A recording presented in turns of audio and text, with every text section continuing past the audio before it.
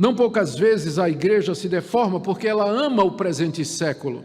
Ela se enamora dos valores da cultura e pensa que essa é uma maneira eficaz de levar a palavra de Deus aos incrédulos. Em outras ocasiões, a igreja se une ao Estado, confundindo os reinos e misturando as causas e sempre saindo como perdedora nessa relação promíscua. Quando a igreja se rende aos erros internos e às pressões externas, os efeitos são sentidos, em primeiro lugar, na teologia da igreja. A teologia começa a ser sutilmente modificada para poder se acomodar ao presente século. Em seguida, vem a ética e a moralidade da igreja, porque nós praticamos aquilo que cremos. Você mexeu na teologia, o resultado é na prática. O resultado é prático, na hora, porque todos nós, toda a nossa prática, ela é controlada por aquilo que nós cremos.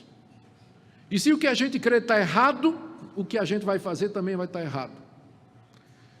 Então, primeiro começa a mudança na teologia, depois vai afetar os costumes, depois o culto, porque o culto é a expressão da doutrina e da prática da igreja, é no culto que desemboca aquilo que a igreja crê.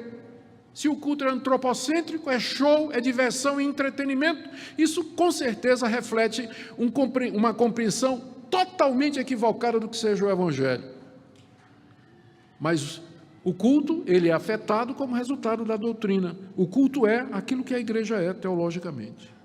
E o testemunho da igreja, então, fica prejudicado diante do mundo. Se a gente é fiel, a gente já dá razão para o mundo.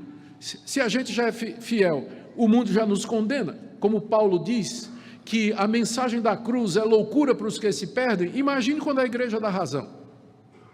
Imagine quando ela começa a fazer coisas absurdas.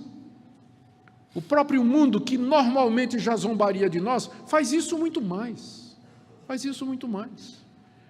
Por isso que nós precisamos de reforma.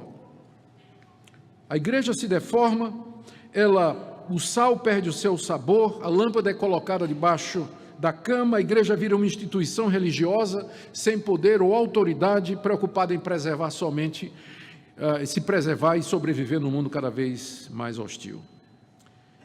Uma reforma, então, significa reconhecer humildemente em que áreas a igreja se deformou, usando como critério a palavra de Deus, identificar essas causas e trazer a igreja de volta aos padrões bíblicos de fé, prática, culto e testemunho. E um movimento dessa magnitude só pode acontecer mediante um poderoso mover de Deus, como aconteceu há 500 anos atrás na Europa.